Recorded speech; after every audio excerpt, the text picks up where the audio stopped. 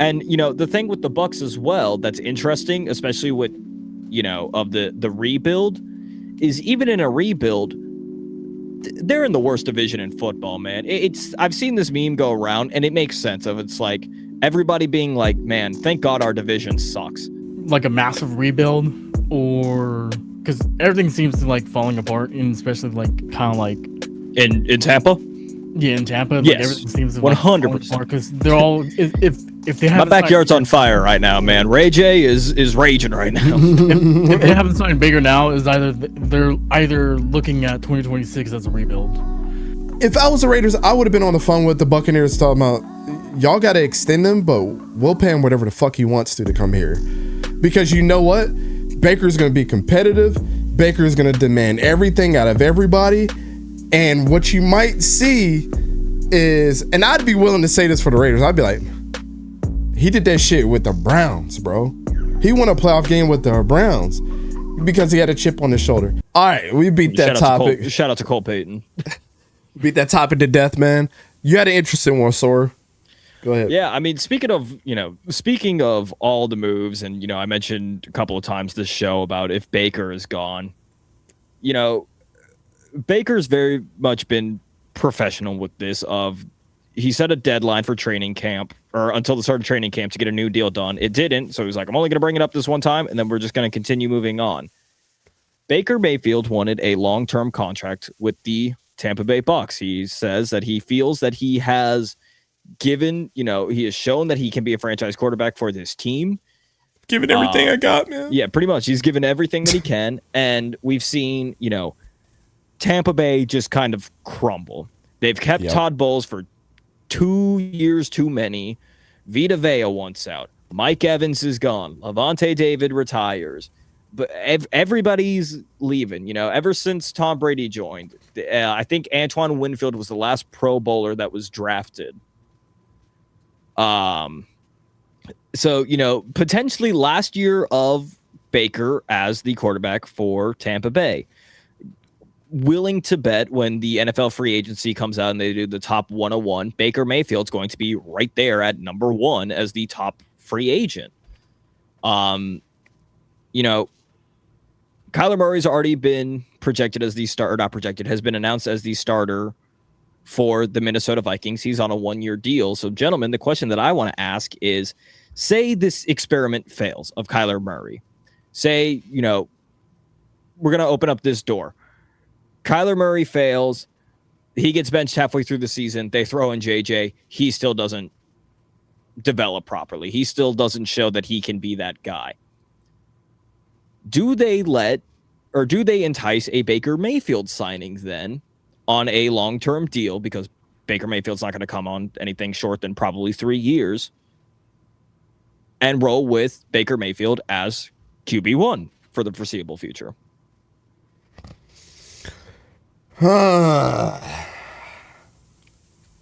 Unless you have something leaking out, I've been pondering about this for a minute. I mean, I don't know, because is either like a massive rebuild, or because everything seems to like falling apart, and especially like kind of like in Tampa. Yeah, in Tampa, like yes, everything seems to 100%. Because they're all if they have my backyard's on fire right now, man. Ray J is raging right now. if they haven't signed bigger now, is they're either looking at 2026 as a rebuild, and like as quarterback wise, and Baker Mayfield, I think is either like my best ends the Vikings, or I'm not gonna lie, Arizona in preseason looks really good. And I feel like they're just one quarterback away of just getting back to the playoff and try to be an NFC championship. But Arizona, you say? Yeah, Arizona. I think they look really good in preseason. But overall, like, I don't know who else is like wanting Baker Mayfield. I think there are 4 doors that you can kind of look at this. Kyler Murray works out. Kyler Murray fails, but JJ McCarthy is pissed off and he works out. Both fail. Baker Mayfield comes in, or both failed, and they're picking high, and they draft a quarterback like Arch Manning or Dante Moore. And, the thing with the Bucs as well that's interesting, especially with, of the rebuild, is even in a rebuild, they're in the worst division in football, man. I've seen this meme go around, and it makes sense of it's like everybody being like, man, thank God our division sucks. Falcons, you already got Michael Penix pointing at Tua like, this is the guy? Him? All right. Jordan Tyson, he's been injured. Chris Olave's had a history of injury. Is that going to stunt Tyler Shuck? And then, what we're very confident in Bryce Young, obviously. We saw a lot in year 3, made major steps, but can he continue to improve that, or is he going to take a step backwards? Is it going to be a very flip of a coin every week of what Bryce Young we're going to get? Yeah. The thing is you know what you're getting with Baker, and absolutely. I'm not necessarily sure. I'm just putting it out there. I'm not necessarily sure that a lot of teams that know where they're at right now, they really have to evaluate, can Baker really elevate us, or are we just going to be a 10 or 11 win team just skating by? Because I think Baker can be either one. He can get you over the hump if you got absolutely, your shit is loaded, your defense is great, and you just need to make a couple plays. I think it wouldn't be out of the realm of possibility of seeing Baker Mayfield hoist a Lombardi because of that. We've seen fucking the Ravens win with Trent Dilfer. You know what I'm saying? Yeah. I'm not saying that he's Trent Dilfer. Early weeks, let's not act like the Mayfield for MVP chants weren't happening early on in the season. Dude, I'm going to tell you, Baker's the best quarterback to get you to the next level for your team, but has to go to a shitty team. That's the kind of quarterback that I think he is. I think he's the most gatekeepy motherfucker that's out there at quarterback. For example, if the Raiders didn't draft Fernando Mendoza, Baker, if I was the Raiders, I would have been on the phone with the Buccaneers talking about, y'all got to extend him, but we'll pay him whatever the fuck he wants to come here. Because you know what? Baker's going to be competitive. Baker's going to demand everything out of everybody. And what you might see is, and I'd be willing to say this for the Raiders, I'd be like, he did that shit with the Browns, bro. He won a playoff game with the Browns. You need chippy quarterbacks like that to get your team to the next level, and then you draft a talented guy that can come over there and build up. I wouldn't mind to see him on the Jaguars, bro. To be honest, to back up Trevor Lawrence, I would love, dude, there'd be nothing more in the world that I would love than to see Baker Mayfield in a backup jersey on the sideline wearing 6, waiting for his fucking opportunity for Trevor Lawrence to fuck up to get our team to the damn Super Bowl. You know what I'm saying? Because I think it's it would be make or break psychologically for any quarterback that he goes to that thinks that they're at that level, because he knows that he'll break them in practice. He'll break them in the games. Who is it, the Undertaker that's just standing behind you, just staring you down. Yeah. I mean, I don't mind him coming back to Carolina too, be a backup for Bryce too, in case Bryce doesn't. I don't see him being the backup. So then with the, let me ask y'all this then. Both of y'all doing backup scenarios, just so we're all on the same page, do you all see him as a franchise quarterback? Let's start with that. I think he's got 2 or 3 more years to prove it. I'm being generous with that, Sora, to be honest with you. Because I'm looking at these teams. Do the Bears need a quarterback? No. Do the Bills need a quarterback? Broncos.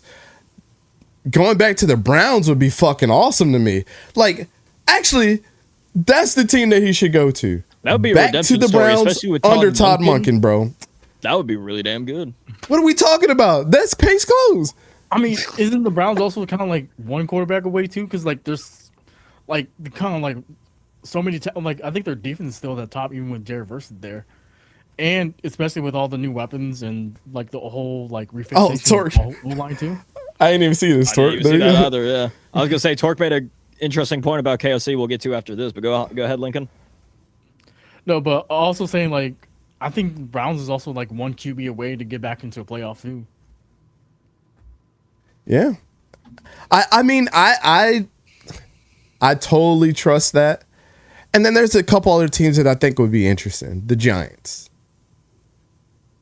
Why? That we've already seen Jackson Dart. Jackson Dart is always in a damn medical tent. I'm sorry, it just is who he is, bro. It's built into his psyche. I don't know what it is between him and not sliding.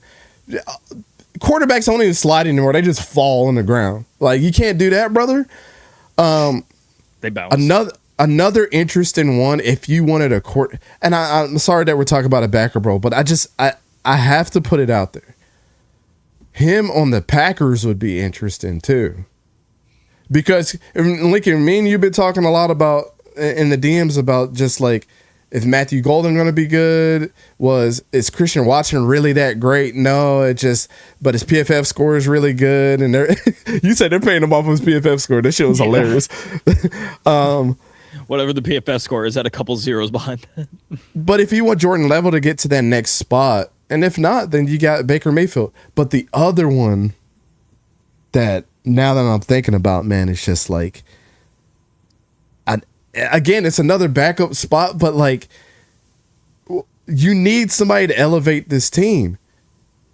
If CJ Stroud is not the guy, Baker Mayfield will come in there, bro, and be like, Super Bowl contenders. Man, I got Nico, Jaden, Jalen Noel. I got all the tight ends in the world. I don't need a fucking offensive line. Fuck this shit, man. Let's just run this shit. You know what I'm saying? I'll make it work. I mean, that would be an interesting spot for him too, but I just think he's a gatekeeper. Would also be pretty interesting.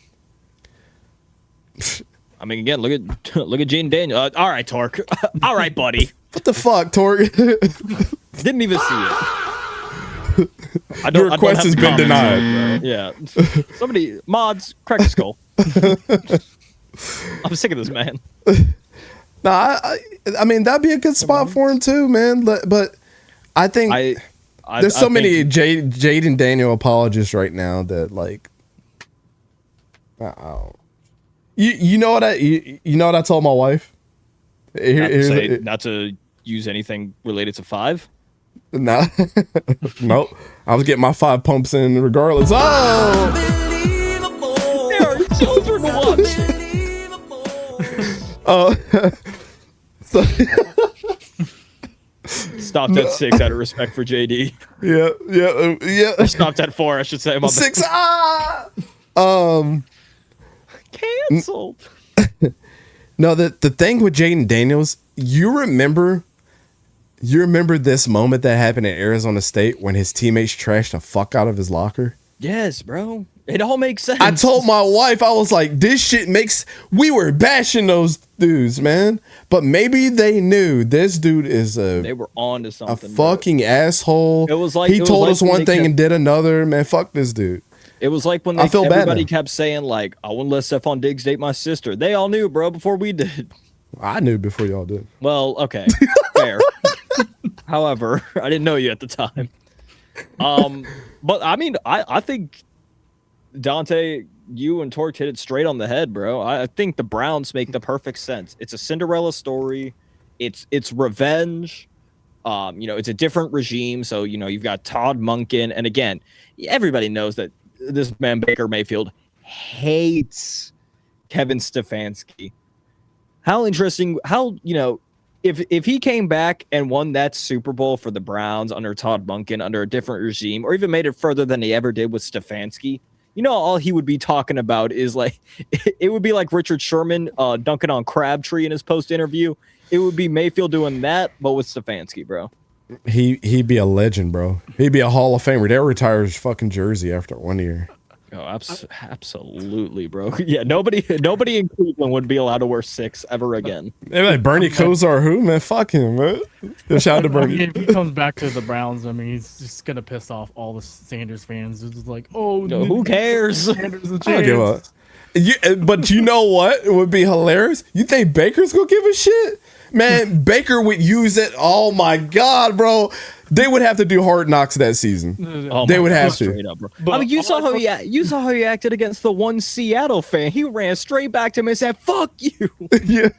Like, bro, I dare somebody to hold a sign that says Shador over Baker or something if this scenario happens, because that's just he's gonna carry that all throughout the game, bro.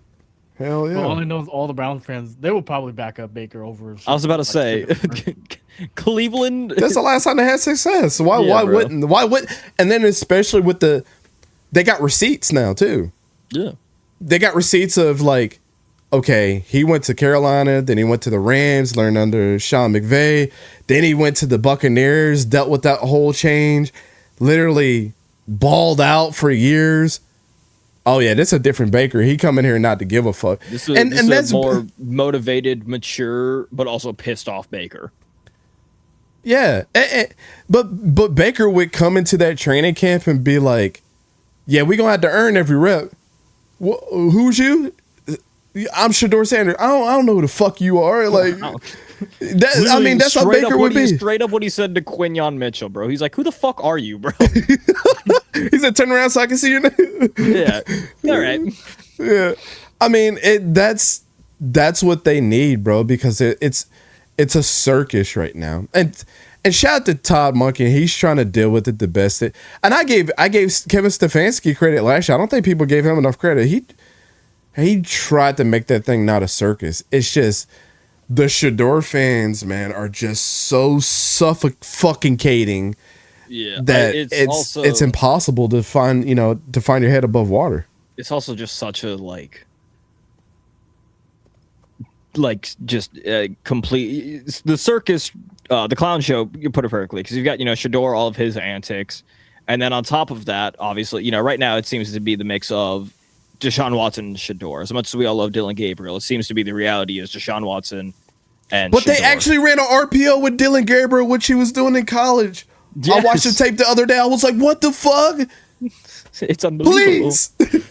But so it's like you've got the Shador fans, and then of course you got all the allegations against Deshaun. But it's like you look at it now, and it's like even with those allegations, probably right now the quarterback give you best success is Deshaun. So the entire thing is a circus for whoever was over there.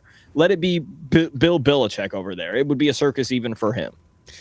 I think Deshaun needed to be in a situation with no distractions, and I think he would have been good this year. I think he's the opposite.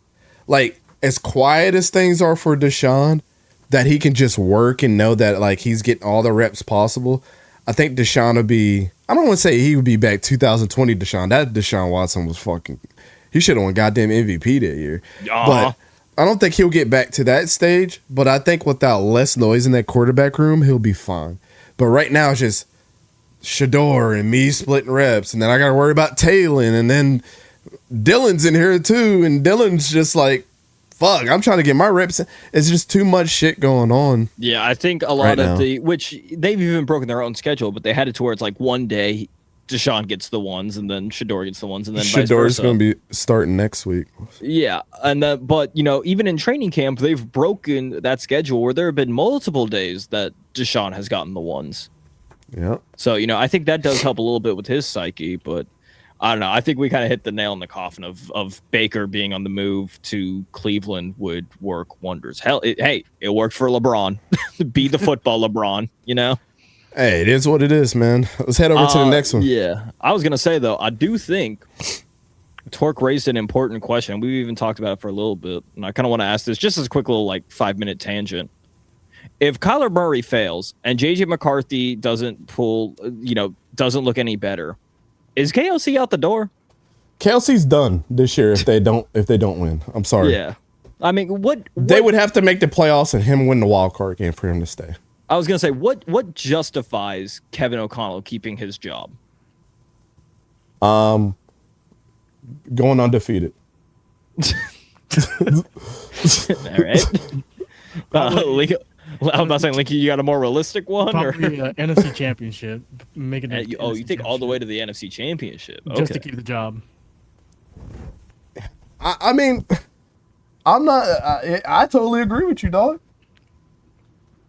It is what it is. How the fuck do I find my ISO on this shit? I think you gotta have to manually change it. But nah, I got mine. So. I got it. Oh, there it is. Okay. You keep talking, bro. Okay. No, I was just gonna say, I think definitely if they miss the playoffs, it's game over. They for sure gotta win it, because again, you don't know. Caleb Williams kind of still a coin flip this early on in his career. Jordan Love, he's good. And then the Lions have kind of they've missed their Super Bowl window. The Lions are kind of just trying to salvage at this point, and they even did better than the Lions this previous year with the entire quarterback carousel: McCarthy, Max Bomer, like Carson Wentz, all that. Mm-hmm. And again, I think this is the best Kyler Murray has been set up since he's had prime DeAndre Hopkins. That's what we saw when Kyler looked his best. You know, he had that confidence. He had that trust. Again, I go to the throwing in triple coverage against the Bills. Straight to DeAndre Hopkins. That wins them the game. That same game against the Bills, there's a shot where literally the camera like captures Kyler Murray. He smiles because he sees DeAndre Hopkins down the field, and he has the confidence that his receiver can catch it, and also that he's going to be able to make that throw. And again, his confidence and the team around him kind of got shattered after that wild card game against the Rams a few years back. But I think, you know, this is the most set that he's been. Kyler Murray should succeed under the Vikings, and they should be able to make the playoffs. It's just more so going to be, you know, can Kevin O'Connell get it done? I told my dad this. I was like, which I don't know if it'll happen, obviously, with the past legal troubles and, you know, him wanting to do the lawsuit. But I was like, I could see this being like a Kyle Whittingham situation. KOC's gone. Brian Flores steps up, takes the head coach job. Yep. I mean, one thing I want to say about he's done his waiting. It's his time. I think because Torque. He did win. I think did he make it to the conference finals with Sam Darnold? No, that was they Mike got eliminated Zimmer. in the wild card. Oh, wild card. Okay. I believe the last time they made it far was Mike Zimmer when the Minnesota Miracle happened. Yeah, 2017 against the Eagles was when they made it to the last time they made it to the conference championship game. Yeah, I believe that was. Let me see. It was Mike Zimmer. Yep. So, you know, 2017, almost 10 years. Man, it's crazy.